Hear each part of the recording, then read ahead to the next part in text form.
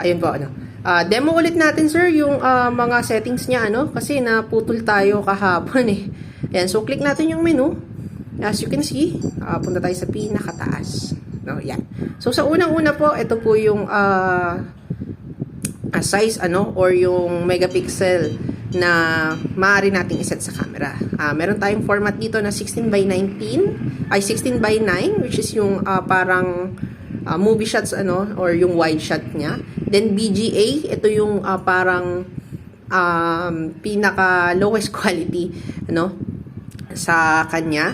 Then 3 megapixel, ibig sabihin tatlong 3 megapixel yung magagamit, 5 megapixel, ayan, 8 megapixel. And then ayan, no, sinasabi niya A3, A4, L or 2L yung mga size format niya, no. Then meron tayong ditong 3 halves, ano.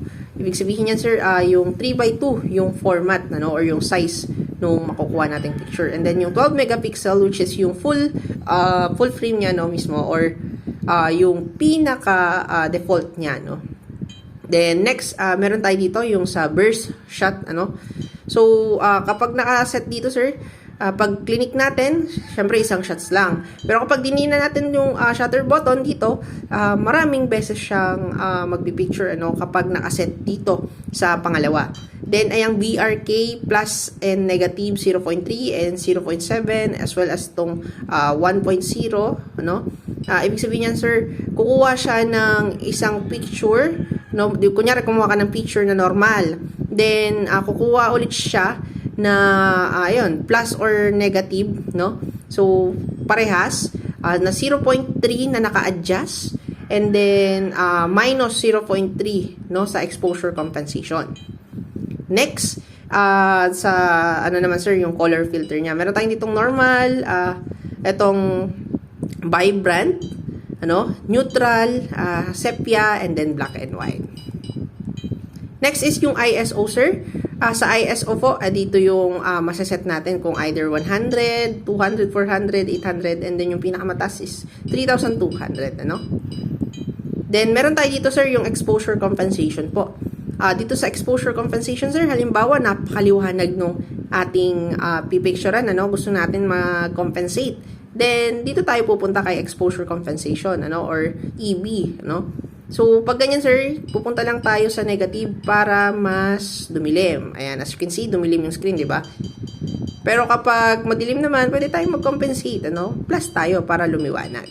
Ganun lang, napaka-basic lang po nung kanyang prinsipyo, no? Yung principle para gamitin yon. Then next, sir, is ito, mga white balance, hindi white balance to, tama, white balance, ano, yung kanyang metering, ano, sa ilaw.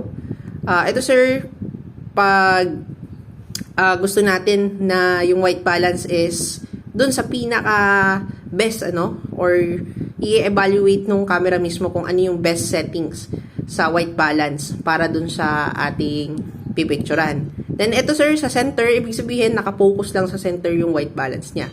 Then itong spot, sir, from the word itself naman po, spot, ibig sabihin nakaspot lang po yung white balance, ano, yung pupukusan ng white balance natin. Then meron tayong ditong focus points, sir. Ito, sir, multi, ibig sabihin marami. Then next, center, ibig sabihin gitna lang, and then spot. Then, meron tayo dito 0.5 meter, 1 meter, 3 meter, 7 meter, and infinite, which is usually ginagamit po sa mga landscape photography, ano, or yung mga ultra-wide, or yung mga wide shots natin. Then, dito, sir, sa ano lang naman to ng flash, no?